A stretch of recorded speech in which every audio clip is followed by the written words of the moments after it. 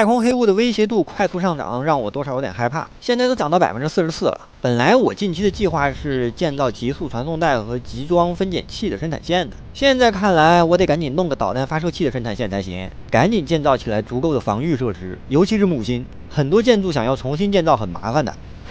暂时先放6个制造台，每分钟可以产45个导弹防御塔。材料倒是不复杂，但是生产线还不短。比如其中钢材制作就需要18个熔炉，我都怕传送带的传送速率不够。本来我的第一考虑是钢材作为原料的，结果溜达了一圈，突然发现我好像没有专门大量生产钢材的生产线来的。之前倒是有一条小的，但是完全不够用啊。为了供应这条生产线，我从运输站拉了2条传送带供应铁块。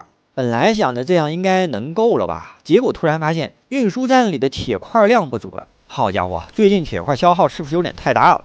还是熔岩星球的铁块生产出什么问题了？等一会儿得上去看看呀。另外，电动机需要12个制造台，又是一长串，所以我想要快点量产极速传送带嘛，要不我真担心越来越长的生产线，高速传送带已经应付不了了。动力引擎18个制造台，我直接摆2排好了。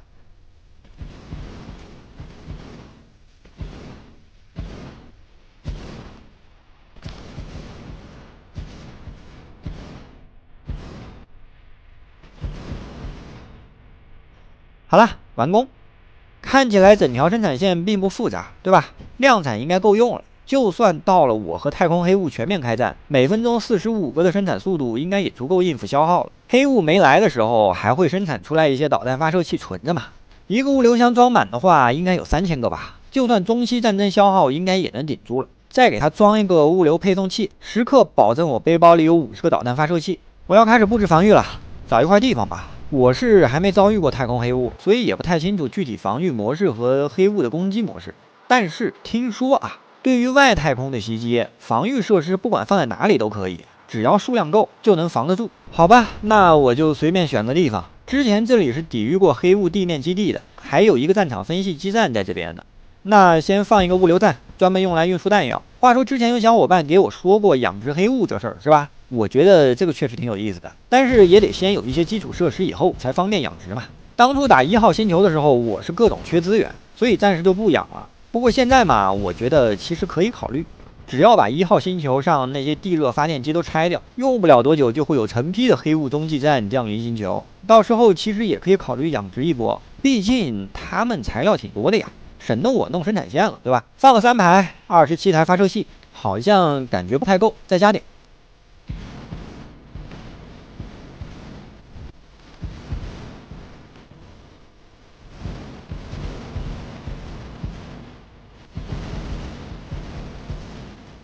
好了，总共7排63台发射器，打个5级的太空黑雾应该够了吧？哎，说到太空黑雾，突然发现好像威胁度停止增长了。之前发射的太阳帆因为寿命到了，所以也都没了。果然呐，戴森球的建造和太空黑雾的威胁度上升有非常大的关系。那行，反正我现在电力也够，暂时也不用担心黑雾突袭。我先去解决一下铁块不够的问题。